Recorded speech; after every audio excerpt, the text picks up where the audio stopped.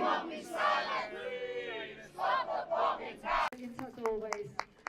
Our next speaker is Darren Ireland from the RMT locally. So big hands for Darren, who always supports our marchers, and our stewards as well. Here you go. Thanks, Karen. And we're here again on another Sunday afternoon to raise the awareness of the struggle of the Palestinians. And it's a shame that there's not more of us here, particularly from the trade union and Labour movement. Where are the Labour councillors? Where are they? Where are the Labour MPs? They're not here, and they haven't been here for over a year or more. Over the last 76 years, we have seen the Israeli government defy international law time and time again. When they have expanded the settlements in the occupied territories, and when they continue to defy and the blockade of Gaza in defiance of international law. And it's an indictment. People, we won't be silent. Three. Stop the bombing now, now, now, now. One. We are the people. We won't be silent. Stop the bombing now, now, now, now. One. We are the people. We won't be silent. Stop. On this country and successive governments whereby they have failed to address the Palestinian issue over 7 or more decades. The British government has been implicit in supporting Israel. The British government has failed in its duty to protect the citizens of Palestine. It has continued over the last 70 years to support the occupation of Palestine by not taking boycott, divestment or sanctions of what has now become a terrorist state, a rogue state in the international arena. What the Israeli government is sanctioning is the ethnic cleansing of Palestinians from their homeland. Absolutely unacceptable. They displaced 750,000 Palestinians over 75 years ago. Where is the Labour government calling for the right of return? Where are they? They are silent. They are being complicit with their silence. And, you know, simple things, as been pointed out earlier, about children getting educated. But we know the Israelis have been trying to disrupt Palestinians' education for years.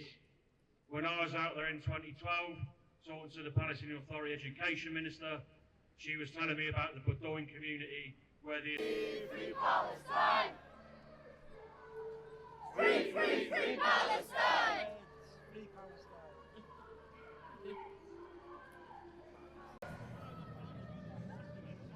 Occupation no more!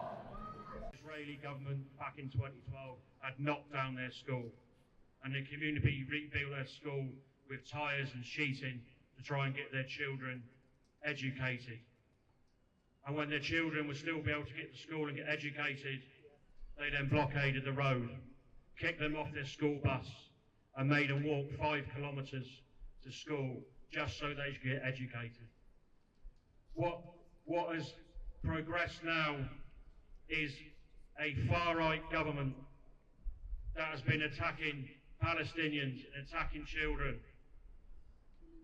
for absolutely decades. And it's a shame that the British government has been implicit in not holding Israel to account over the building of settlements. How it's not held Israel to account over any aspect of international law.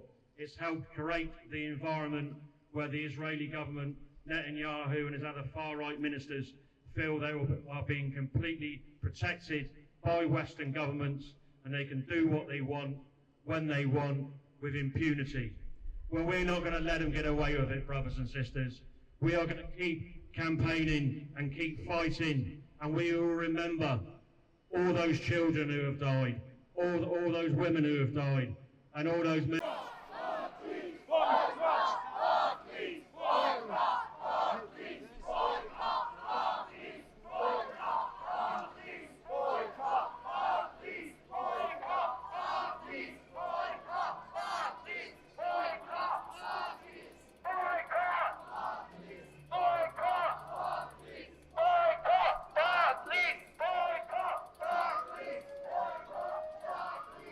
Who have died in this terrible conflict by the genocidal state of Israel.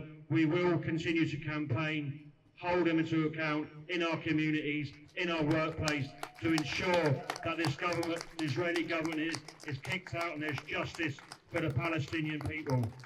And I'll finish on this point.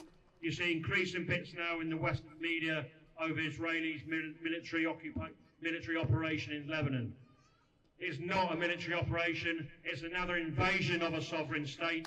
We must call them out for that, and they're breaching international law because of the failure of the US government, the failure of the British government to do anything to stop them. It makes me bloody angry, but we're going to keep fighting and keep winning and keep supporting the Palestinian struggle. Thanks very much.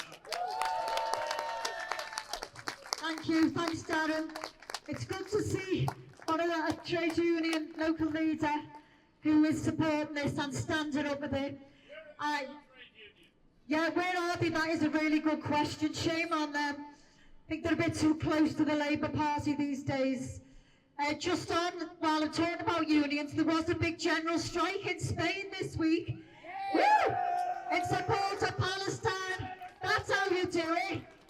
Our unions need to take a leaf out of their book. Okay, just before you go, I'm just going to do some announcements.